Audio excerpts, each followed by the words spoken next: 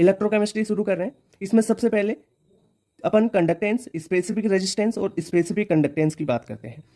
Conductance को capital G से denote किया है। कंडक्टेंस होता है 1/रेजिस्टेंस। क्वेश्चन में रेजिस्टेंस दिया हुआ हो, कंडक्टेंस पूछे तो ये फॉर्मूला लगा देना है।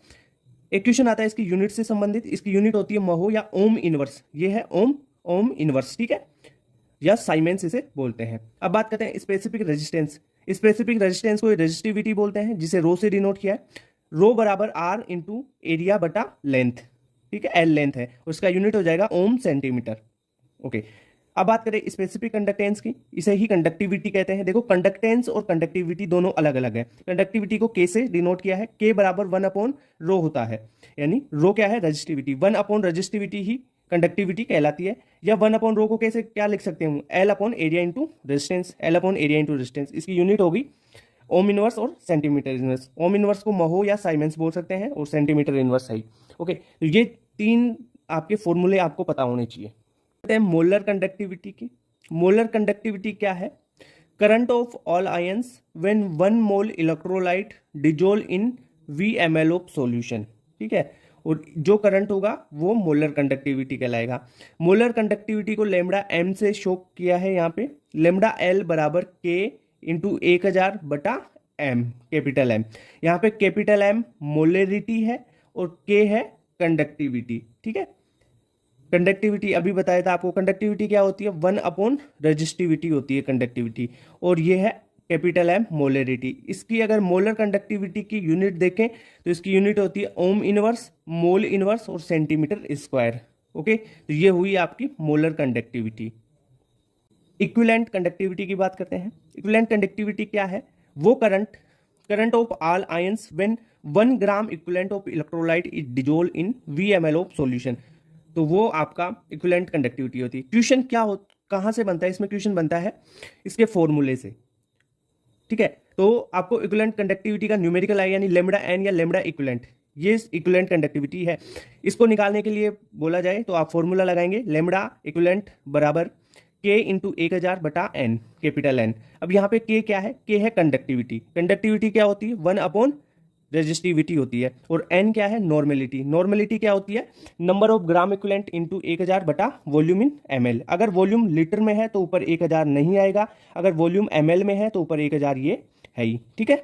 ओके, अगर इक्विवेलेंट कंडक्टिविटी की यूनिट की बात करें तो इसकी यूनिट होती है ohm inverse, gram equivalent inverse और सेंटीमीटर स्क्वायर, ठीक है। तो इक्विवेलेंट कंडक्टिविटी का सबसे इंपॉर्टेंट फॉर्मूला क्या होता है? लेमडा एन बराबर के इंटू 1000 बटा normality. Relation between molar conductivity and equivalent conductivity. Lambda M है मोलर कंडक्टिविटी और लेमडा इक्विवेलेंट है इक्विवेलेंट कंडक्टिविटी। इनमें क्या रिलेशन है? तो जो मोलर कंडक्टिविटी है वो बराबर होती है equivalent conductivity into N factor. अब एन फैक्टर कितना होगा, क्या होगा? एन फैक्टर का मतलब है कि कितने इलेक्ट्रॉन लॉस हुए हैं या कितने इलेक्ट्रॉन गेन हुए हैं, वो आप यहां पे लिख दोगे जनरली, तो आपका एन फैक्टर आ जाएगा, ठीक है। तो lambda M is equal to lambda equivalent into N factor, ठीक है। Lambda M by lambda equivalent बराबर एन फैक्टर, ये यहां से इस फॉर्मूले को मॉडिफाई कर लिया है, ठीक है। तो ये रिलेशन पता चल गया molar conductivity and equivalent conductivity में। अब बात करते हैं सेल कांस्टेंट की। सेल कांस्टेंट का जनरली फॉर्मूला पूछा जाता है और कंडक्टिविटी के साथ इसका रिलेशन पूछा जाता है न्यूमेरिकल में। तो सेल कांस्टेंट बराबर होता है लेंथ बटा एरिया। अब यहाँ पे लेंथ क्या है? लेंथ है डिस्टेंस बिटवीन 2 इलेक्ट्रोड, दोनों इलेक्ट्रोड्स के बीच में जो डिस्टेंस होगी वो होगी L, और A है जो क्रॉस सेक्शन एरिया है ना उनका, वो होगा एरिया A, और लेंथ होगी डिस्टेंस बिटवीन 2 इलेक्ट्रोड, ठीक है। ये सेल कांस्टेंट। सेल कांस्टेंट और कंडक्टिविटी का रिलेशन पूछे तो आप क्या फॉर्मूला लगाएंगे? सेल कांस्टेंट बराबर कंडक्टिविटी इंटू आर। आर क्या है? रेजिस्टेंस। ये क्या है यहाँ पे? कंडक्टिविटी। अब ये जो कंडक्टिविटी है ना, इसको आप रेजिस्टिविटी के रूप में भी लिख सकते हो। तो कंडक्टिविटी बराबर क्या होता है? 1/रेजिस्टिविटी, 1/रो होता है ना, उससे भी लिख सकते हैं। तो या इसको मॉडिफाई कर लो फॉर्मूले को, तो कंडक्टिविटी बराबर सेल कांस्टेंट बटा resistance R. Variation of molar conductivity and equivalent conductivity with concentration. ये इनका वेरिएशन देखेंगे लेमडा एम और लेमडा इक्विवेलेंट का। लेमडा एम क्या है? Molar conductivity. लेमडा इक्विवेलेंट है क्या? Equivalent conductivity. इनका रिलेशन देखेंगे अपन कंसंट्रेशन के साथ में वेरिएशन कैसे होगा स्ट्रॉन्ग इलेक्ट्रोलाइट और वीक इलेक्ट्रोलाइट में। पहले अपन देखते हैं स्ट्रॉन्ग इलेक्ट्रोलाइट में। स्ट्रॉन्ग इलेक्ट्रोलाइट में क्या होगा? अगर आप स्ट्रॉन्ग इलेक्ट्रोलाइट में डाइल्यूशन करते हैं, यानी उसमें वाटर मिलाते हैं या उसको डाइल्यूट करते हैं, तब क्या होगा, आयंस फ्री होंगे डाइल्यूशन करोगे तो आयनिक मोबिलिटी बढ़ेगी। आयनिक मोबिलिटी बढ़ेगी तो इसकी लेमडा एम और लेमडा एन भी इंक्रीज हो जाएगी, यानी मोलर कंडक्टिविटी और इक्विवेलेंट कंडक्टिविटी भी इंक्रीज हो जाएगी। ये लेमडा एम और रूट सी में ग्राफ है, ऐसा होगा, ठीक है। ये यहां से चालू हो रहा है, इसके टच से स्टार्ट हो रहा है, ठीक है। वीक इलेक्ट्रोलाइट में बात करें, अगर डाइल्यूशन होगा तो डिग्री ऑफ डिसोसिएशन बढ़ेगा, नंबर ऑफ आयंस भी इंक्रीज होंगे, ठीक है। और नंबर ऑफ आयंस इंक्रीज हो गए तो लेमडा एन और लेमडा एम भी इंक्रीज हो जाएगा, ठीक है। तो डाइल्यूशन करने पर क्या क्या हो रहा है, लेमडा एम और लेमडा एन दोनों में ही, स्ट्रॉन्ग इलेक्ट्रोलाइट और वीक इलेक्ट्रोलाइट दोनों में ही इंक्रीज हो रहे हैं डाइल्यूशन करने पर। अगर इनको कंसंट्रेट करेंगे तो कम हो जाएंगे, ठीक है। और ये इनके ग्राफ देख लेना आप, इंपॉर्टेंट पॉइंट है, इसमें लोग फंस जाते हैं। वेरिएशन ऑफ कंडक्टिविटी के विद डाइल्यूशन। देखो अपन ने मोलर कंडक्टिविटी और इक्विवेलेंट कंडक्टिविटी का डाइल्यूशन के साथ में रिलेशन देख लिया था। उसमें तो क्या होता था कि डाइल्यूशन आप इंक्रीज कर रहे हो तो लेमडा एम और लेमडा एन इंक्रीज हो रही थी, दोनों स्ट्रॉन्ग और वीक इलेक्ट्रोलाइट में, दोनों में। पर यहाँ पे कुछ अलग ही वेरिएशन चलेगा। स्ट्रॉन्ग इलेक्ट्रोलाइट में अगर अपन कंडक्टिविटी की बात करें तो कंडक्टिविटी डिक्रीज होगी डाइल्यूशन पे। अगर आप डाइल्यूशन करते हैं स्ट्रॉन्ग इलेक्ट्रोलाइट में तो क्या होगा, number of ions in 1 ml, क्योंकि कंडक्टिविटी होती क्या है कि जो नंबर ऑफ आयंस है 1 ml में ही तो मापते हैं उसको, तो 1 ml में तो डिक्रीज होंगे ना, आप डाइल्यूशन करोगे तो इसलिए कंडक्टिविटी डिक्रीज हो जाती है स्ट्रॉन्ग इलेक्ट्रोलाइट में। अगर बात करें वीक इलेक्ट्रोलाइट की, तो वीक इलेक्ट्रोलाइट में आप क्या करो, डाइल्यूशन करोगे, ठीक है। डाइल्यूशन कर रहे हैं वीक इलेक्ट्रोलाइट में तो उसमें भी तो भाई नंबर ऑफ आयंस 1 ml में डिक्रीज होंगे ना, ये ध्यान रखो भाई, 1 ml में तो डिक्रीज हो रहे हैं नंबर ऑफ आयंस, ठीक है। चाहे टोटल आयंस वीक इलेक्ट्रोलाइट में बढ़ रहे हो पर 1 ml में तो डिक्रीज ही हो रहे हैं, इसलिए यहां पर भी वीक इलेक्ट्रोलाइट में जो कंडक्टिविटी है वो डिक्रीज ही होगी डाइल्यूशन करने पर। तो मतलब क्या निकला कि स्ट्रॉन्ग इलेक्ट्रोलाइट और वीक इलेक्ट्रोलाइट दोनों में डाइल्यूशन करने पर जो कंडक्टिविटी है वो डिक्रीज हो रही है।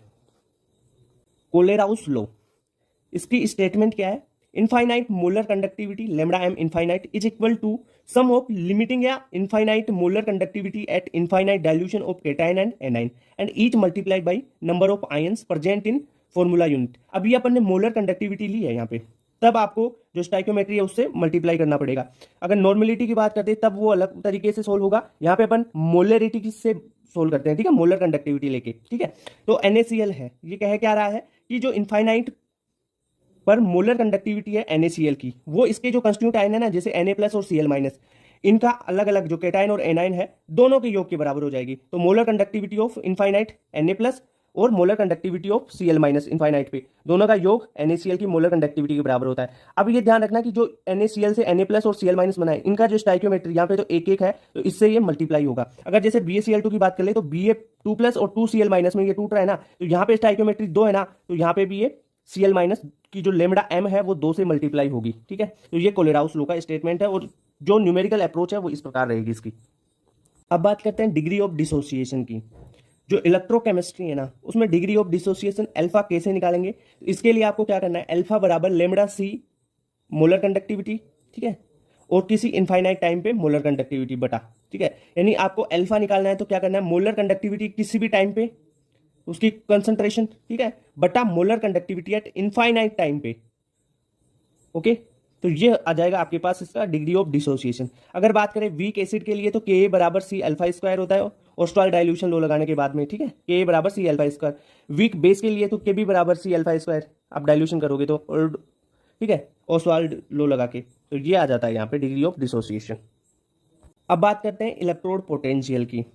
इलेक्ट्रोड पोटेंशियल है क्या, tendency of an atom to lose और gain electron when placed in its own electrolyte. अब ये जो इलेक्ट्रोड पोटेंशियल है ये दो टाइप का हो जाएगा, एक तो ऑक्सीडेशन पोटेंशियल या रिडक्शन पोटेंशियल। यानी अपन ने क्या बोला कि जो टेंडेंसी है इलेक्ट्रॉन को लूज और गेन करने की, वही तो इलेक्ट्रोड पोटेंशियल है, या तो लूज करेगा या गेन करेगा, तो उसी बेसिस पर अपन ने ऑक्सीडेशन पोटेंशियल और रिडक्शन पोटेंशियल बना लिया, ठीक है। जो इलेक्ट्रोड पोटेंशियल है वो ध्यान रखना इंटेंसिव प्रॉपर्टी होती है, इसकी यूनिट वोल्ट होती है।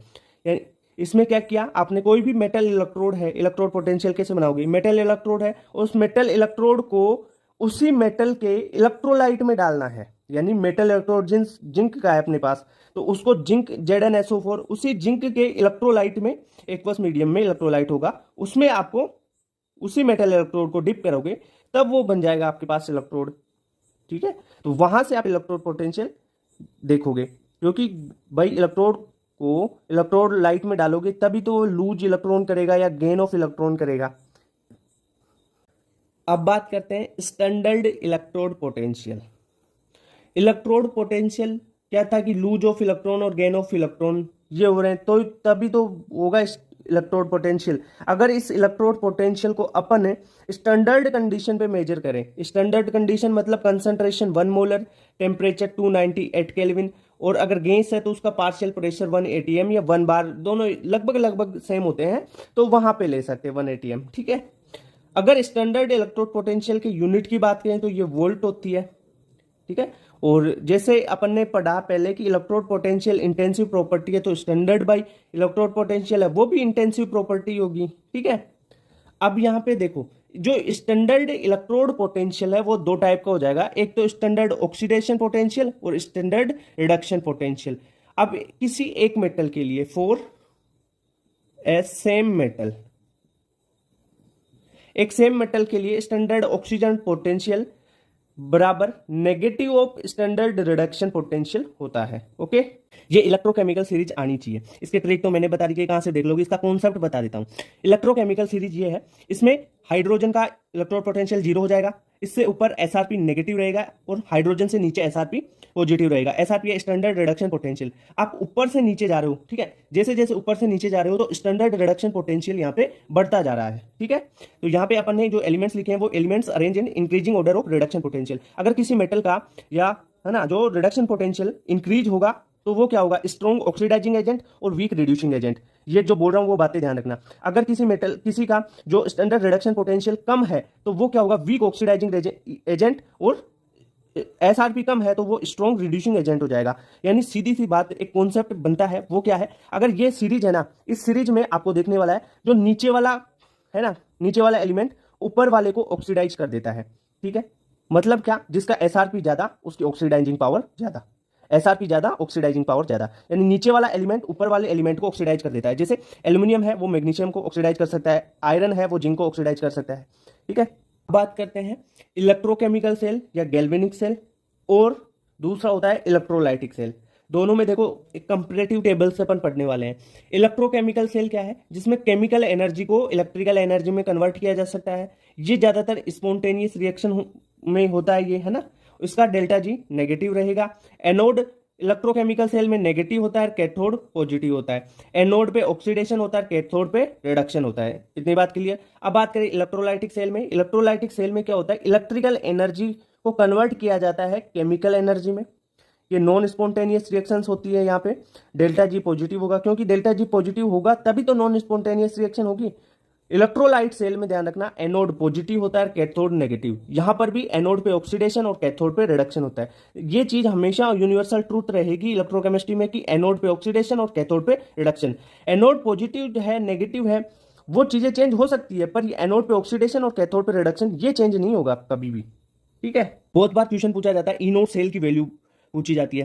कैथोड और एनोड पे इनोड दिया हुआ होता है और सेल का इनोड पूछा जाता है, तो इसके लिए फॉर्मूला है ना वो बता देता हूं। इनोड सेल पूछा जाए और आपको रिडक्शन पोटेंशियल दिया हुआ हो, स्टैंडर्ड रिडक्शन पोटेंशियल कैथोड का और इनोड एनोड का एसआरपी, तो आप क्या करोगे, cathode SRP inode minus inode of anode का एसआरपी आप कर दोगे, तो आपके पास इनोड ऑफ सेल मिल जाएगा। अगर आप मेरी बात सुनो, अगर यहाँ पे आपको कैथोड है उसका एसआरपी दिया हुआ है, ठीक है, और एनोड का एसआरपी नहीं देके स्टैंडर्ड ऑक्सीडेशन पोटेंशियल दे रखा है, तब आप माइनस की जगह प्लस कर देना। क्योंकि क्या होता है कि जो ई नोट आप मैंने बताया था कि आपको एसआरपी है वो negative of E note SOP के बराबर होता है। ठीक है ना, ये चीज तो बताना है, तो इसको आप कन्वर्ट कर सकते हो फॉर्मूले को। वैसे ही अगर आपको ऑक्सीडेशन पोटेंशियल दिया हुआ हो तो क्या करोगे, E nought of anode minus E nought of cathode oxidation potential के लिए, ठीक है, और रिडक्शन पोटेंशियल के लिए कैथोड माइनस एनोड करना है। ठीक है। अगर एसआरपी दे रखा है कैथोड का, तो ई नोट कैथोड का SRP plus E nought of anode का एसओपी, ठीक है, ऑक्सीडेशन पोटेंशियल। इस प्रकार आप कर सकते हो इन वैल्यूज को सोल्व।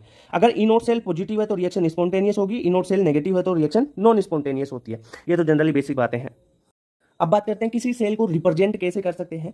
तो देखो मेरी बात सुनो, यहाँ पे अपन सबसे पहले मिडिल में एक दो डंडे खींच लेंगे, एक सीधा, ठीक है, दो, ये होता है सॉल्ट ब्रिज को डिनोट करेंगे। ये इससे लेफ्ट हैंड साइड आप लिखोगे ऑक्सीडेशन की रिएक्शन, और राइट हैंड साइड इस डंडे से सॉल्ट ब्रिज से यहां लिखोगे आप रिडक्शन की। तो यानी मेटल से मेटल की किसी ऑक्सीडेशन स्टेट में गया तो ये होगा ऑक्सीडेशन। यहाँ पे n+1 n+ है उससे m में चला गया m, ठीक है, तो यहाँ पे क्या होगा रिडक्शन। यानी लेफ्ट हैंड साइड आपको ऑक्सीडेशन लिखना है, राइट हैंड साइड आपको लिखना है क्या, रिडक्शन, ठीक है। और बीच में दो डबल डंडे क्या है, ये सोल्ट ब्रिज को शो कर रहे हैं। यहाँ पे देखो दोनों इलेक्ट्रोड्स, देखो जब मेटल से वो Mn प्लस में जा रहा है तब उसके बीच में एक एक डंडा दे सीधा खींच रखा है ना अपन ने, तो ये भी अपने को डिनोट करना है। तो इस प्रकार सेल का रिप्रेजेंटेशन किया जाता है।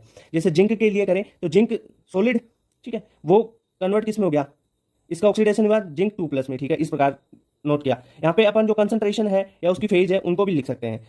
डबल डंडा ये सोल्ट ब्रिज को डिनोट करेगा। फिर कॉपर 2+ से कॉपर में रिडक्शन हुआ तो क्या लिखोगे, कॉपर 2+ से फिर गया किसमें, एक डंडा और कॉपर में। तो इस प्रकार सेल को रिप्रेजेंट करते हैं अपन। स्टैंडर्ड हाइड्रोजन इलेक्ट्रोड, जिसे सी बोलते हैं, SHE, ये होता है standard hydrogen electrode.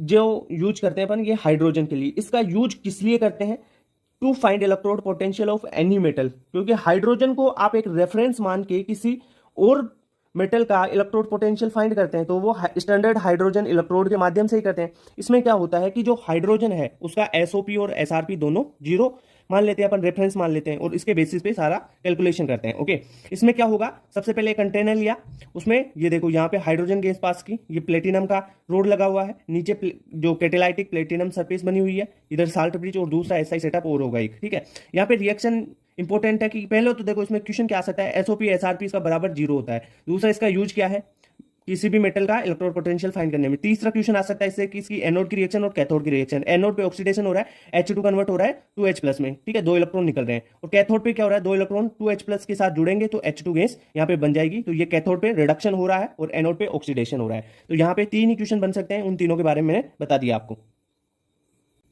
Salt bridge, salt bridge किस किस से मिलकर बना होता है, अगार अगार जेल और कुछ इनर्ट इलेक्ट्रोलाइट जैसे KCl हो गया या KNO3 ले लो आप यूज करो, इनसे मिलके बना होता है सॉल्ट ब्रिज। ये देखो 2 इलेक्ट्रोलाइट है, इनको जोड़ने का काम देखो, ये बीच में उल्टे यू शेप की जो ये ट्यूब बनी हुई है ना, इसमें अगार अगार होता है और इनर्ट इलेक्ट्रोलाइट, ये होती है सॉल्ट ब्रिज। अब सर जो इनर्ट इलेक्ट्रोलाइट है उनका क्या क्राइटेरिया होना चाहिए, कैसे होनी चाहिए, तो जो इनर्ट इलेक्ट्रोलाइट है ना, वो जो सेल यहाँ पे सेल रिएक्शन हो रही है ना, उसके साथ कोई भी रिएक्शन नहीं करनी चाहिए। यानी पहली बात कि must not interfere in cell reaction, वो वाले अपने को इनर्ट इलेक्ट्रोलाइट लेने हैं। दूसरी बात, जो इनर्ट इलेक्ट्रोलाइट है उनका ट्रांसपोर्ट नंबर कैटाइन और एनाइन का सेम होना चाहिए। यानी उनकी जो आयनिक मोबिलिटी है, जैसे K+ और Cl- ले लिया अपन ने KCl, तो दोनों का K+ और Cl- की आयनिक मोबिलिटी सेम होनी चाहिए, इनका ट्रांसपोर्ट नंबर सेम होना चाहिए। ओके, अगर सॉल्ट ब्रिज के फंक्शन की बात करें तो ये सर्किट को कंप्लीट करता है, ठीक है, सर्किट को कंप्लीट करेगा फॉर मेंटेन इलेक्ट्रिकल न्यूट्रलिटी, ठीक है। अगर यहाँ से पॉजिटिव आ रहा है तो ये सॉल्ट ब्रिज क्या करेगा, नेगेटिव देके उसकी इलेक्ट्रिकल न्यूट्रलिटी कर देता है,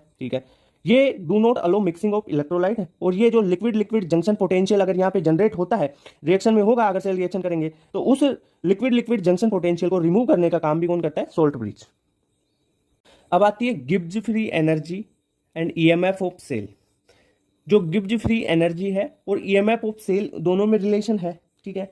इनसे न्यूमेरिकल क्वेश्चन आता है एक, और वो कैसे पूछा जाएगा, या तो इक्विलिब्रियम कांस्टेंट देके पूछा जा सकता है या कोई E0 सेल देके पूछा जा सकता है गिब्स फ्री एनर्जी। तो देखो अगर E0 सेल दिया हुआ गिब्स फ्री एनर्जी पूछे तो डेल्टा G0 स्टैंडर्ड कंडीशन में बराबर N, क्या है, N है यहाँ पे N फैक्टर, F है 96500 कुलाम, 9500 कुलाम, ठीक है। और E0 है E0 ऑफ सेल, ठीक है, जो दिया हुआ होगा, या आपको E0 ऑफ हाफ सेल का दिया हुआ हो तब आप फुल सेल का निकाल के यहाँ पे वैल्यू पुट करके इसको सोल्व कर सकते हैं। या अगर आपको इक्विलिब्रियम कांस्टेंट दिया हुआ हो तब फॉर्मूला क्या यूज होगा, डेल्टा G0 बराबर -2.303 RT log K। यहाँ पे log K क्या है, K है इक्विलिब्रियम कांस्टेंट, ठीक है। ओके, इतनी बात क्लियर। नर्स इक्वेशन किसी ऑक्सीडेशन रिएक्शन के लिए पूछी जाती है, तो आपको क्या करना है, वहां पे मान लो कोई मेटल है M, उससे Mn+ बन रहा है, यानी ऑक्सीडेशन हो रहा है, N इलेक्ट्रॉन्स यहाँ पे रिमूव हो रहे हैं। तब आपको क्या करना है, जो नर्स इक्वेशन की रिएक्शन मैंने आपको बताई थी पहले, क्या बताई थी, E बराबर ये वाली, E बराबर E0 - 0.06 बटा N log P प्रोडक्ट बटा रिएक्टेंट की कॉन्सेंट्रेशन, वही करना आपको। आप यहाँ पे ऑक्सीडेशन कर रहे हो तो E ऑक्सीडेशन का, ठीक है, और स्टैंडर्ड पे ऑक्सीडेशन का -0.06 बटा N फैक्टर इंटू log। अब यहाँ पे देखो प्रोडक्ट में Mn+ एक्वस में है, ठीक है, और यहाँ पे M है ना, जो मेटल सॉलिड में है, तो सॉलिड का तो एक्टिव मास कितना हो जाएगा 1, तो यहाँ पे 1 लिख देना है, ठीक है। सॉलिड के लिए यूज नहीं होगा, एक्वस और गैसेस के लिए आप लिख सकते हो कॉन्सेंट्रेशन, ठीक है। इसका ग्राफ बनाना चाहें EM बटा Mn+, यानी ऑक्सीडेशन E0, E सेल का ऑक्सीडेशन बटा, और बनाना किसमें है, log Mn+ में, ठीक है, किसमें, log Mn+ में। तो यहाँ पे स्लोप क्या हो जाएगी, ये हो जाएगी ना -0.06/N, यानी -2.303 RT बटा N फैक्टर NF, और F क्या है 9500, ठीक है। ये इंटरसेप्ट E0 स्टैंडर्ड कंडीशन पे जो आपने ऑक्सीडेशन किया है वो ई सेल, ठीक है। नर्स इक्वेशन की बात करते हैं किसी रिडक्शन रिएक्शन के लिए, यानी Mn प्लस एन इलेक्ट्रॉन मिलके आपके पास मेटल बना रहा है सॉलिड, ठीक है। इसलिए ये रिडक्शन रिएक्शन है, देखो एन प्लस से एम में जा रहा है जीरो ऑक्सीडेशन स्टेट में। आप क्या लिखोगे, नर्स इक्वेशन। और नर्स इक्वेशन के लिए सबसे पहले मैंने आपको क्या बताया हुआ था कि कौन सी इक्वेशन लिखते हैं, ई बराबर ई नोट माइनस 0.06 बटा एन। एन क्या है, नंबर एन फैक्टर, लोग प्रोडक्ट की कॉन्सेंट्रेशन बटा रिएक्टेंट की कॉन्सेंट्रेशन, और स्टोइकियोमेट्री आपको लगानी है पावर में। तो वही करा यहाँ पे, ई एम एन प्लस से एम बराबर ई नोट एम एन प्लस से एम जा रहा है, यानी रिडक्शन हो रहा है, माइनस 0.06 बटा एन। एन क्या है, एन फैक्टर लोग 1 अपॉन एम एन प्लस। अब यहाँ पे देखो एम एन प्लस है ना, उसकी कंसंट्रेशन रिएक्टेंट की कंसंट्रेशन, जो प्रोडक्ट है ऊपर लिखना होता है प्रोडक्ट की कंसंट्रेशन। प्रोडक्ट एम सॉलिड है तो सॉलिड की तो कंसंट्रेशन अपन लिखते ही नहीं है, एक्टिव मास जीरो होता है इसका, तो ठीक है। अगर यहाँ पे ग्राफ प्लॉट करें इसमें और लोग 1 अपॉन, अगर लोग एम एन प्लस में ग्राफ प्लॉट करें तो क्या होगा, देखो लोग एम एन प्लस और ई जो मेटल के लिए अपन सेल रिएक्शन में रिडक्शन के लिए एम एन प्लस से एम के लिए, तो यहाँ पे इस प्रकार स्लोप पॉजिटिव में रहेगी। ये स्लोप क्या होगी 0.06 बटा एन, ये बन गया इसका इंटरसेप्ट, ये सी हो जाएगा। वाई बराबर एम एक्स प्लस सी वाली इक्वेशन से ग्राफ बनाया है। कंसंट्रेशन सेल की ये दो टाइप के होंगे, एक होगा इलेक्ट्रोलाइटिक कंसंट्रेशन सेल, दूसरा होगा इलेक्ट्रोड कंसंट्रेशन सेल। अब देखो नेम से देख लो, इलेक्ट्रोलाइट कंसंट्रेशन सेल यानी इलेक्ट्रोलाइट की कंसंट्रेशन डिफरेंट होगी, और इलेक्ट्रोड कंसंट्रेशन सेल में इलेक्ट्रोड की कंसंट्रेशन डिफरेंट होती है। इलेक्ट्रोलाइट कंसंट्रेशन सेल में जो एनोड का इलेक्ट्रोड है और कैथोड का इलेक्ट्रोड है, दोनों कंसंट्रेशन सेम होगी, और इलेक्ट्रोलाइट की कंसंट्रेशन डिफरेंट हो जाएगी। जबकि इलेक्ट्रोड कंसंट्रेशन सेल में क्या होगा कि इलेक्ट्रोलाइट की तो कंसंट्रेशन सेम रहेगी, पर जो इलेक्ट्रोड्स हैं, ठीक है, जो कैथोड और एनोड, कुछ का पार्शियल प्रेशर भी, भाई इलेक्ट्रोड का पार्शियल प्रेशर भी तो होता है, जैसे हाइड्रोजन इलेक्ट्रोड की बात करें तो उनका पार्शियल प्रेशर डिफरेंट हो जाएगा, ठीक है। कंसंट्रेशन यहाँ पे नहीं होगी तो इलेक्ट्रोड का पार्शियल प्रेशर तो होगा ना। जैसे कुछ इलेक्ट्रोड होते हैं, जैसे हाइड्रोजन इलेक्ट्रोड की बात करें तो उसका पार्शियल प्रेशर होता है, तो वो डिफरेंट हो जाएगा, ओके। इसके लिए इनोट सेल, जो कंसंट्रेशन सेल है उनके लिए इनोट सेल स्टैंडर्ड कंडीशन पे इनोट है वो जीरो होता है, ठीक है सर, इतनी बात के लिए। तो इनके लिए ई सेल की जो रिएक्शन अपन लिख सकते हैं, क्या लिख सकते हैं, देखो ई सेल की रिएक्शन क्या होती है, अपन ने नर्स इक्वेशन पढ़ी थी तो उससे क्या लिखा था, ई बराबर ई नोट माइनस 0.06 बटा एन लोग प्रोडक्ट बटा रिएक्टेंट की कॉन्सेंट्रेशन। अब यहाँ पे देखो ई नोट को क्या कर दिया अपन ने, ई नोट सेल क्या है, जीरो है, तो इस ई नोट सेल को अपन जीरो कर देंगे, तो देख लो यहाँ पे ये आ जाएगा, हो कि नहीं, बिल्कुल सही बात, ये हो गया। अगर यहाँ पे प्रोडक्ट की कंसंट्रेशन ज्यादा रिएक्टेंट की कम हो जाए तो ई सेल नेगेटिव हो जाएगा। ई सेल नेगेटिव हो गया तो रिएक्शन नॉन स्पॉन्टेनियस होती है। अगर रिएक्टेंट की कंसंट्रेशन ज्यादा हो जाती है प्रोडक्ट से तो ई सेल पॉजिटिव होगा, ये ई सेल, और पॉजिटिव ई सेल होगा तो क्या होगी, रिएक्शन स्पॉन्टेनियस हो जाएगी। ये बातें दोनों के लिए काम कर रही है, कंसंट्रेशन सेल के लिए, ओके। कंसंट्रेशन सेल देख लिया अपन ने। अब देखते हैं हाइड्रोजन के लिए इलेक्ट्रोलाइटिक कंसंट्रेशन सेल, यानी 4 हाइड्रोजन इलेक्ट्रोलाइटिक कंसंट्रेशन सेल। उसमें अपन को क्या देखना है, एनोड की रिएक्शन, कैथोड की रिएक्शन, और इनोड सेल का जो फॉर्मूला बनेगा फाइनली वही तो देखना है अपने को। तो एनोड पे क्या होगा, H2 गैस है, उसे कन्वर्ट हो जाएगा ये 2H प्लस और 2 इलेक्ट्रॉन माइनस में। यहाँ पे pressure 1 atm, concentration 2H plus की C1 है। देखो मेरी बात सुनो, इलेक्ट्रोलाइटिक कंसंट्रेशन सेल है ना, तो इलेक्ट्रोलाइटिक कंसंट्रेशन सेल में इलेक्ट्रोलाइट की कंसंट्रेशन डिफरेंट होगी। यहाँ पे C1 दे रखा है कंसंट्रेशन, और यहाँ पे कैथोड में अगर 2H प्लस से H2 बन रहा है तो यहाँ पे कंसंट्रेशन C2 होगी, ठीक है। तो ई नोट सेल क्या लिखे आप, ई सेल क्या लिखे, इसके लिए ई नोट सेल तो जीरो होता है, तो ई सेल का फॉर्मूला क्या बन जाएगा, ई सेल बराबर माइनस, भाई मैंने बताया नहीं था क्या कि जो इलेक्ट्रोलाइटिक सेल है और जो इलेक्ट्रोड सेल होते हैं उसमें ई नोट का ये फॉर्मूला बताया हुआ है ना आपको, तो वहां से लिख लो ई सेल बराबर 0.06/2 लोग C1 बटा C2 का जो ये है ना, ये स्टाइकियोमेट्री का होल स्क्वायर होता है, ठीक है, कंसंट्रेशन के। यहाँ पे देखो स्टाइकियोमेट्री 2 है, यहाँ पे भी 2 है, तो दोनों का स्क्वायर हो जाएगा। तो इस प्रकार आप कर सकते हो। हाइड्रोजन इलेक्ट्रोड के लिए अपन बात करें कि अगर एनोड और कैथोड की पीएच दी हुई हो और आपको ई सेल पूछा जाए तब क्या फॉर्मूला यूज करना है, तब आपको फॉर्मूला यूज करना है ई सेल बराबर 0.06 pH of anode minus pH of cathode वर्किट में, ठीक है। आपको क्या करना है, एनोड की पीएच दे रखा है, उसमें से कैथोड की पीएच घटानी है और 0.06 से मल्टीप्लाई करना है हाइड्रोजन इलेक्ट्रोलाइट कॉन्सेंट्रेशन सेल के लिए, बस आपके पास ई सेल आ जाएगा उससे, ओके। अब बात करते हैं इलेक्ट्रोड कंसंट्रेशन सेल की। इलेक्ट्रोड कॉन्सेंट्रेशन सेल में क्या होगा कि इलेक्ट्रोलाइट होगा ना, उसकी कॉन्सेंट्रेशन तो सेम रहेगी, पर जो इलेक्ट्रोड है उसका पार्शियल प्रेशर डिफरेंट हो जाएगा, ओके। यहाँ पे देख लो HCl है, ये क्या है यहाँ पे इलेक्ट्रोलाइट, इसकी कंसेंट्रेशन 0.1 m, इसकी भी 0.1 मोलर है, ठीक है, दोनों की सेम है कंसंट्रेशन। पर यहाँ पे देखो H2 इसका हाइड्रोजन का यहाँ पे पार्शियल प्रेशर इलेक्ट्रोड का P1 है और यहाँ पे पार्शियल प्रेशर H2 का P2 है, ठीक है, तो पार्शियल प्रेशर चेंज हो गया। यानी आप एनोड और कैथोड पे रिएक्शन लिखोगे ना तो वहां पे भी देख लो कि H2 गैस से 2H प्लस बन रहा है, इसका पार्शियल प्रेशर P1 है और 2H प्लस की कंसंट्रेशन C1, ठीक है, कैथोड पे 2H प्लस की कंसंट्रेशन C1 रहेगी, ठीक है, M C1 रहेगी। और यहाँ पे भी देखो एनोड पे भी C1 है, यहाँ पे भी C1 है, पर यहाँ पे देखो H2 का पार्शियल प्रेशर P2 हो गया और एनोड पे P1 है, तो आप नेट रिएक्शन लिखोगे तो H2 से H2 गैस बनाना, यहाँ से एनोड से कैथोड के लिए आप ई सेल लिख लो। तो P1 और P2 कंसंट्रेशन या आप बोलो इन्हें पार्शियल प्रेशर हो गए इलेक्ट्रोड के डिफरेंट, तब ई सेल बराबर क्या होता है माइनस 0.06 बटा N factor into log P2 बटा P1। P2 क्या है, जो भी पार्शियल प्रेशर है कैथोड पे बटा एनोड पे, okay. When electrode pressure and electrolyte concentration both are different, पहले अपन ने देखा था कि इलेक्ट्रोड पे जो प्रेशर है वो डिफरेंट हो, इलेक्ट्रोलाइट की कंसंट्रेशन सेम हो, फिर अपन ने इलेक्ट्रोलाइट की कंसंट्रेशन सेम हो या इलेक्ट्रोलाइट की कंसंट्रेशन डिफरेंट हो, इलेक्ट्रोड प्रेशर सेम हो, वो चीजें देख ली थी। अब दोनों ही डिफरेंट है, प्रेशर भी डिफरेंट है और इलेक्ट्रोलाइट की कंसंट्रेशन भी डिफरेंट है, तब ई नोट सेल कैसे लिखोगे भाई, सिंपल सी नर्स इक्वेशन लगानी है। एनोड की रिएक्शन कैथोड की रिएक्शन मैंने बता दी, यहाँ पे H2 गैस से 2H प्लस बन रहा है, H2 का प्रेशर है P1, 2H प्लस की कंसंट्रेशन है C1, ठीक है, यहाँ पे कैथोड पे 2H प्लस से 2 इलेक्ट्रॉन लेगा और H2 गैस में जाएगा, तो 2H प्लस की यहाँ पे कंसंट्रेशन देखो, दोनों की कंसंट्रेशन डिफरेंट है, तो यहाँ पे C2 मान लो, H2 की P2 मान लो, ठीक है, जो पार्शियल प्रेशर है। नेट सेल रिएक्शन लिख लो आप, ठीक है, हो जाएगी, इन दोनों को जोड़ लो, एनोड और कैथोड को, net cell reaction H2 gas से 2H प्लस से जाएगा 2H plus plus H2 gas, तो P1 C2 C1 और P2 ये इनकी कंसंट्रेशन और पार्शियल प्रेशर लिख लिया। अब नर्स इक्वेशन लगा दूंगे ना यहाँ पे, तो नर्स इक्वेशन आपने पढ़ रखी है, पहले नहीं पढ़ रखी है ना, तो नर्स इक्वेशन क्या थी आपकी, ये वाली नर्स इक्वेशन लगा दोगे, E बराबर E नोट माइनस 0.06 बटा एन log प्रोडक्ट बटा रिएक्टेंट कंसंट्रेशन, ठीक है, तो वही लगा दो। प्रोडक्ट की यहाँ पे देखो 2H प्लस और H2 गैस है, तो H2 गैस के लिए तो पार्शियल प्रेशर होगा ना कैथोड का, और यहाँ पे H प्लस किसका है, ये C1 है, तो C1 एनोड का है, ठीक है, यहाँ पे फिर कैथोड का H प्लस और partial pressure of H2 anode का। तो इस प्रकार आप इनको सोल्व कर लोगे, ये रिएक्शन ध्यान, ये जो इंपॉर्टेंट फॉर्मूला है ध्यान रख लेना, इससे सारी चीजें सोल्व हो जाएगी आपकी।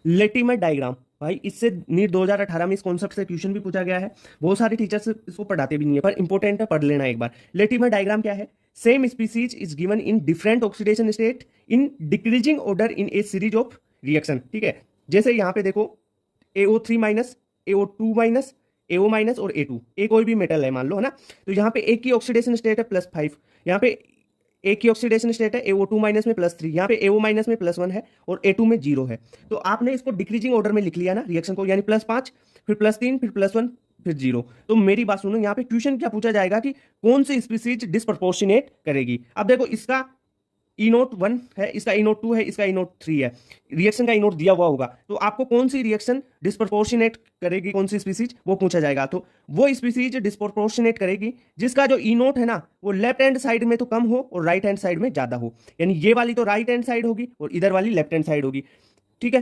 तो जैसे आपने मान लो E2 ज्यादा है E1 से, E2 अगर ज्यादा है E1 से, तो ये वाली जो O2 माइनस है ना वो डिस्प्रपोर्शनेट कर जाएगी, क्योंकि ई नोट राइट हैंड साइड वाला ज्यादा होगा ना तभी डिस्प्रपोर्शनेट होगी। जैसे रिएक्शन दे रखी थी आपको, नीट 2018 में क्वेश्चन पूछा हुआ है, स्पीसीज अंडरगोइंग डिस्प्रपोर्शनेशन, इस रिएक्शन में यहाँ पे देखो 1.82 है ई नोट, यहाँ पे 1.50 है, यहाँ पे 1.59, देखो राइट हैंड साइड में 1.59 ज्यादा हो गया ना 1.50 से, तो कौन सी स्पीसीज करेगी यहाँ पे डिस्प्रपोर्शनेट, HBRO, क्योंकि यहाँ पे देख लो साइड में ये ज्यादा हो गया, राइट हैंड साइड में ई नोट।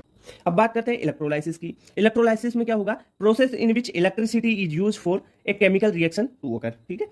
इस इलेक्ट्रोलाइसिस किस में होगी, इलेक्ट्रोलाइटिक सेल में। इलेक्ट्रोलाइटिक सेल क्या करता है, इलेक्ट्रिकल एनर्जी को केमिकल एनर्जी में कन्वर्ट करेगा। जैसे यहाँ पे आपको दे रखा है ये वेसल, इसमें आपका इलेक्ट्रोलाइट भरा हुआ होगा, ये एनोड है, यहाँ कैथोड है, यहाँ से पॉजिटिव टर्मिनल, ये नेगेटिव टर्मिनल बैटरी का, ठीक है। यहाँ पे जो इलेक्ट्रोलाइटिक सेल है इसमें ये इलेक्ट्रोड होंगे, ये कुछ इलेक्ट्रोड इनर्ट भी हो सकते हैं। अब इनर्ट इलेक्ट्रोड के एग्जांपल कौन कौन से हैं, जैसे ग्रेफाइट हो गया, प्लेटिनम हो गया, सिल्वर हो गया, ये तो इनर्ट इलेक्ट्रोड है, ठीक है। इसके अलावा दूसरे भी इलेक्ट्रोड हो सकते हैं। सर इसमें इलेक्ट्रोलाइट कौन सा होगा, इलेक्ट्रोलाइट जो भी कैटाइन और एनाइन का सॉल्यूशन होगा ना, कैटाइन प्लस एनाइन वाला, वो इलेक्ट्रोलाइट होगा। अब सर एनोड पे क्या होगा, एनोड होगा ना इलेक्ट्रोलाइटिक सेल में, पहली बात एनोड पॉजिटिव टर्मिनल होता है, कैथोड नेगेटिव टर्मिनल होता है बैटरी का, ठीक है। एनोड पे ऑक्सीडेशन होता है, कैथोड पे रिडक्शन होता है, ये बात ध्यान रखना। एनोड पे क्या रिएक्शन होगी, ए माइनस जो भी एनाइन है, ए माइनस से वो कन्वर्ट होगा ए में, प्लस इलेक्ट्रॉन निकल जाएगा। कैथोड पे क्या रिएक्शन हो रही है, कैथोड पे रिएक्शन होगी सी प्लस होगा, वो एक इलेक्ट्रॉन लेगा और सी में कन्वर्ट हो जाएगा। तो ये इलेक्ट्रोलाइटिक सेल की इलेक्ट्रोलाइसिस की बेसिक है। इसके बाद में अपन थोड़े इसके क्वेश्चन करना सीखने वाले हैं, ओके। इलेक्ट्रोलाइसिस के क्वेश्चन है ना वो डिस्चार्ज पोटेंशियल से सोल्व होंगे, ठीक है। डिस्चार्ज पोटेंशियल है क्या, potential applied so that ion discharge eight electrode. Ion electrode पे डिस्चार्ज हो जाए उतना पोटेंशियल डिस्चार्ज पोटेंशियल कहलाएगा। अब मेन बात क्या है कि जितना कम डिस्चार्ज पोटेंशियल होगा उतना ही जल्दी इलेक्ट्रोड पे आयन डिस्चार्ज होंगे, यानी डिस्चार्ज पोटेंशियल लोअर तो डिस्चार्ज फर्स्ट एट इलेक्ट्रोड, जो भी आयन है वो इलेक्ट्रोड पे डिस्चार्ज पहले हो जाएंगे, ठीक है। डिस्चार्ज पोटेंशियल ऑफ कैटायन क्या होगा, एसआरपी प्लस ओवर वोल्टेज। अब एसआरपी क्या है, स्टैंडर्ड रिडक्शन पोटेंशियल उस कैटायन का और उसका ओवर वोल्टेज। अब ओवर वोल्टेज क्या होता है कि excess voltage applied over standard reduction potential to reduce cation को रिड्यूस करने के लिए, वो उसका ओवर वोल्टेज होता है। अगर अपन बात करें कि जो डिस्चार्ज पोटेंशियल किसी एनाइन के लिए क्या होगा, तो वो standard oxidising potential plus over voltage. अब ओवर वोल्टेज यहाँ पे जो डिस्चार्ज पोटेंशियल ऑफ एनाइन है उसके लिए क्या होगा, over voltage excess voltage over standard oxidation potential to oxidise anion. Okay, तो ये हो गई सारी आपकी डिस्चार्ज पोटेंशियल की बेसिक चीज। अब बेसिक इसमें आपको ये ध्यान रख लो कि डिस्चार्ज पोटेंशियल जितना कम होगा डिस्चार्ज उतना ही जल्दी होगा मेटल, ठीक है। डिस्चार्ज पोटेंशियल का कॉन्सेप्ट पढ़ लिया। अब वहां का एप्लीकेशन है कि कौन सा आयन है, कौन सा मेटल है जो सबसे पहले डिस्चार्ज होगा। तो पहली बात, tendency to deposit at anode. Anode पे कौन डिस्चार्ज पहले होगा उसका ऑर्डर बता देता हूं, ठीक है। जिसका डिस्चार्ज पोटेंशियल कम होगा वो पहले डिपॉजिट हो जाएगा। ओके, तो यहां पे SO4 सबसे लास्ट में होगा, I- सबसे पहले होगा। I- का डिस्चार्ज पोटेंशियल सबसे कम है इस सीरीज में, तो ये सबसे पहले क्या हो जाएगा, वहां पे डिस्चार्ज हो जाएगा, डिपॉजिट हो जाएगा, ठीक है। तो ऑर्डर कैसे याद रखोगे, I- सबसे पहले, फिर उसके बाद में Br-, फिर Cl-, फिर OH, फिर NO3, फिर SO4 2-, ठीक है, ये हो गया। अगर कैथोड पे डिपोजिशन की बात करें तो जिसका SRP स्टैंडर्ड रिडक्शन पोटेंशियल सबसे ज्यादा होगा, ठीक है, उसका डिस्चार्ज पोटेंशियल कम होगा, ठीक है। तो डिस्चार्ज पोटेंशियल जिसका कम होगा तो वो कैथोड पे सबसे पहले डिपॉजिट हो जाएगा। मतलब क्या है होगा, इसका मतलब है कि जिसका हायर एसआरपी है, एसआरपी ज्यादा है, ठीक है, वो कैथोड पे डिस्चार्ज सबसे पहले हो जाएगा, ठीक है, यानी पहले होगा। जिसका एसआरपी ज्यादा होगा वो कैथोड पे डिपॉजिट पहले हो जाएगा। और एसआरपी की वो जो टेबल है वो तो मैं आपको बता चुका हूं कि जो सीरीज है उसके बेसिस पे आप वो देखते हो, ठीक है, एसआरपी का ऑर्डर। इलेक्ट्रोलाइसिस करवाते हैं मोल्टन NaCl की प्लेटिनम इलेक्ट्रोड के साथ में, ठीक है। इलेक्ट्रोड कौन सा है, प्लेटिनम का। जो प्लेटिनम की इलेक्ट्रोड है वो इनर्ट इलेक्ट्रोड है और मोल्टन NaCl है, यानी यहाँ पे वाटर कंडीशन नहीं है, ठीक है। तो एनोड पे क्या होगा, ऑक्सीडेशन होगा और कैथोड पे रिडक्शन होगा। तो एनोड पे रिएक्शन क्या होगी, एनोड पे Cl- आएगा। Cl- का क्या होगा यहाँ पे ऑक्सीडेशन, तो Cl- कन्वर्ट हो जाएगा हाफ Cl2 प्लस 1 इलेक्ट्रोड में। यहाँ पे कैथोड पे क्या होगा, रिडक्शन होगा, तो क्या होगा Na+ एक इलेक्ट्रॉन लेगा और Na सॉलिड में कन्वर्ट हो जाएगा, तो यहाँ पे उसका हो गया रिडक्शन। अब अपन बात करते हैं, अगर मोल्टन KCl हो प्लेटिनम इलेक्ट्रोड के साथ तब क्या होगा, तब यहाँ पे जो Cl- है वो एनोड पे जाएगा और क्या होगा, Cl- से हाफ Cl2 प्लस 1 इलेक्ट्रोड, ये एनोड पे रिएक्शन हो गई, यानी इसका ऑक्सीडेशन हो गया। कैथोड पे वही आपको रिडक्शन करवाना है। रिडक्शन कैसे होगा, यहाँ से K+ लोगे, उसको 1 इलेक्ट्रोड देंगे तो ये K सॉलिड में कन्वर्ट हो जाएगा, पोटेशियम सॉलिड में, तो ये यहाँ पे रिडक्शन हो गया कैथोड पे।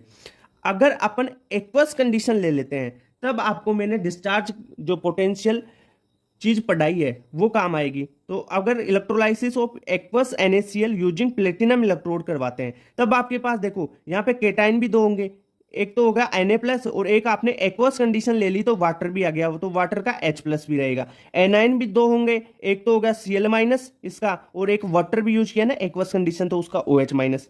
अब किसका डिपोजिशन होगा किसका नहीं होगा वो आप किससे देखोगे, डिस्चार्ज पोटेंशियल से।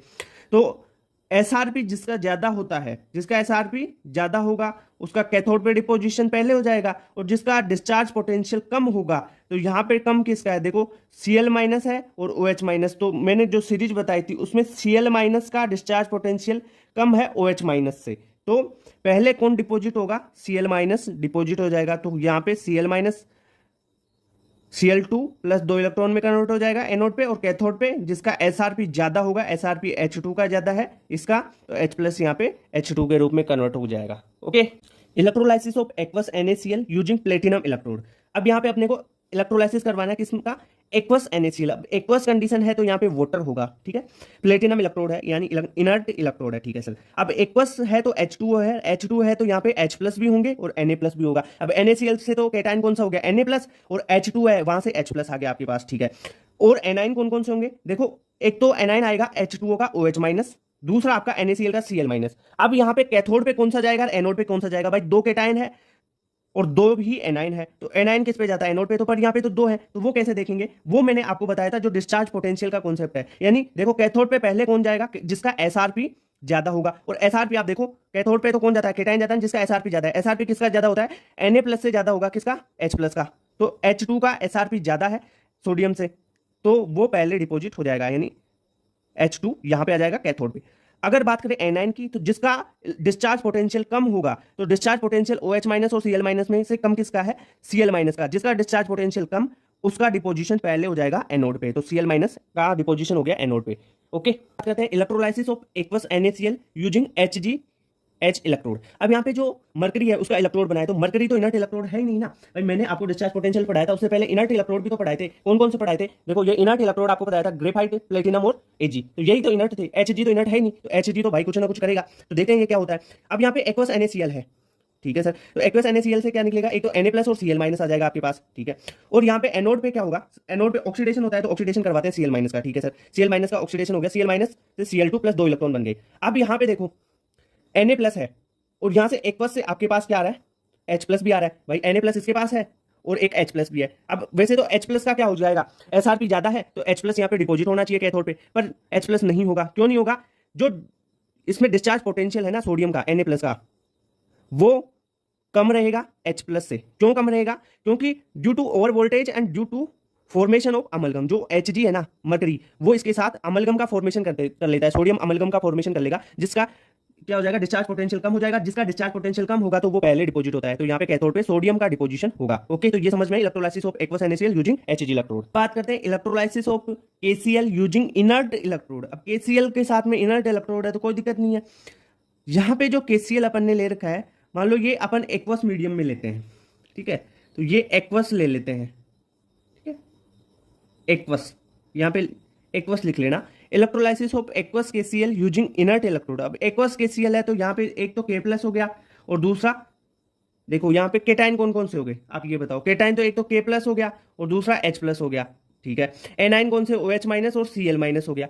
तो डिपोजिशन किसका सबसे पहले होगा, कैथोड पे H प्लस का होगा ना, क्योंकि एसआरपी किसका ज्यादा है, H प्लस का। जिसका एसआरपी ज्यादा वो जल्दी डिपॉजिट होता है। और OH माइनस और Cl माइनस में क्या देखना है, एनोड में जिसका डिस्चार्ज पोटेंशियल कम होगा, तो डिस्चार्ज पोटेंशियल कम किसका है, Cl माइनस का, तो Cl माइनस एनोड पे डिस्चार्ज हो जाएगा।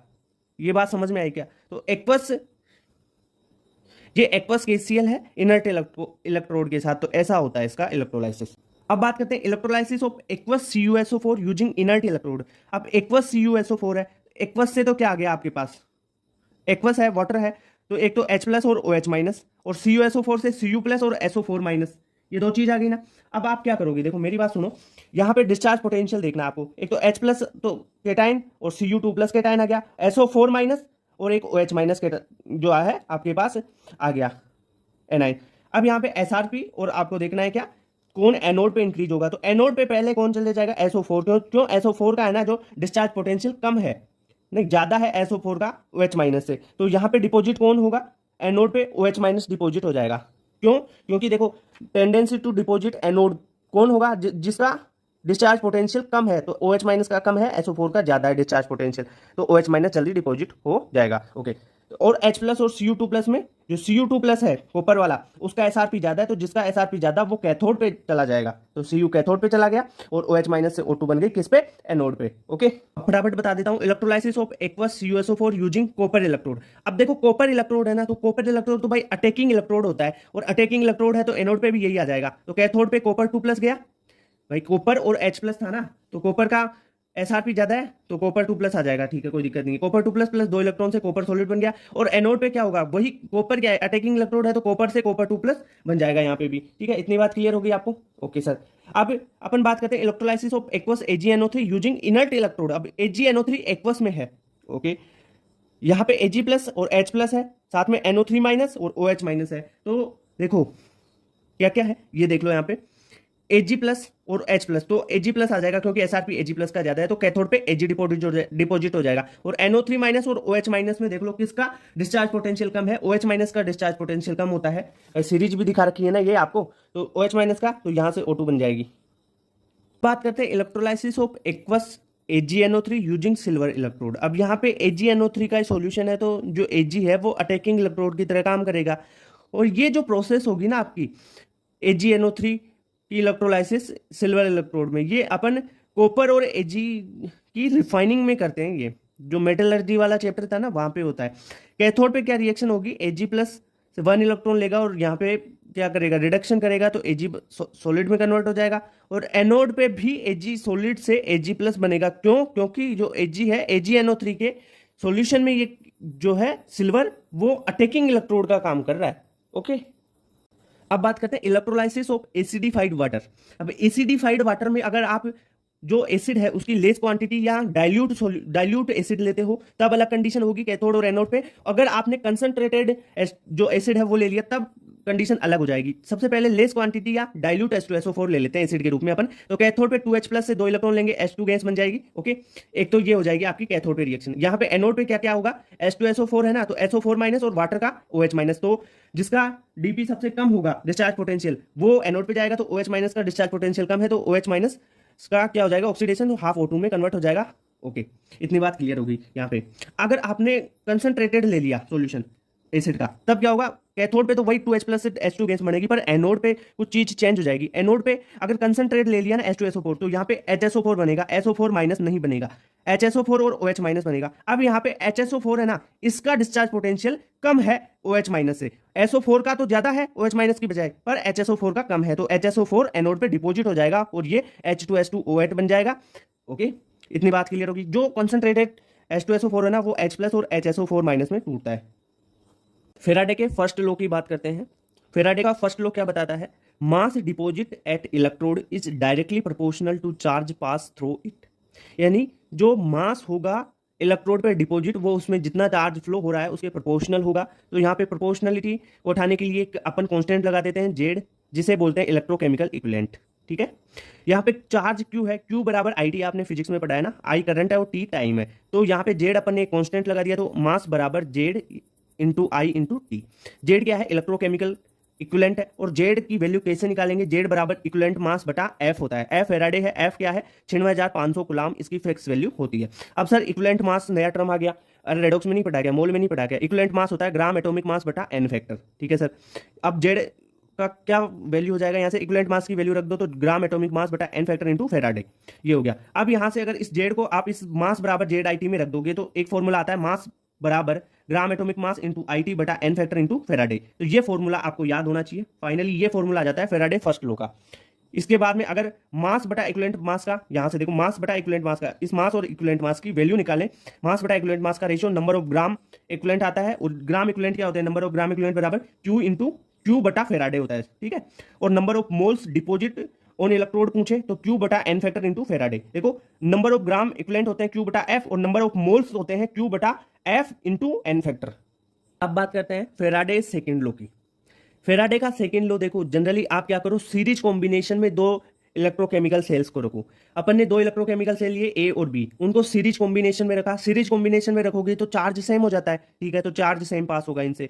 तो चार्ज अगर सीरीज कॉम्बिनेशन में रखा है, तो इनमें जो जितने number of gram equivalent deposit हो रहे हैं ना ए पर, उतने ही number of gram equivalent deposit होंगे बी पर। यानी दोनों के number of gram equivalent deposit होंगे वो सेम होंगे। ठीक है, तो अपन यहाँ से फेराडे के सेकंड लॉ से ग्राम इक्विवेलेंट ऑफ ए बराबर ग्राम इक्विवेलेंट ऑफ बी कर सकते हैं। अब ग्राम इक्विवेलेंट क्या होते हैं, मास बटा इक्विवेलेंट मास। ठीक है, तो मास ऑफ ए डिपॉजिट बटा इक्विवेलेंट मास ऑफ ए, जितना डिपॉजिट हुआ है वो, बराबर मास ऑफ बी डिपॉजिट बटा equivalent mass of B deposit. अब डब्ल्यू ए क्या है, मास ऑफ ए डिपॉजिट को डब्ल्यू ए लिख दिया, equivalent mass of A deposit को ई ए लिख दिया। तो डब्ल्यू ए बटा ई ए बराबर डब्ल्यू बी बटा ई बी, यहाँ से कर सकते हो। और इसको अगर डब्ल्यू बी को यहाँ ई ए की जगह लाओ, ई ए को डब्ल्यू बी की जगह कर दो, तो W A upon W B बराबर E upon E B formula हो जाएगा।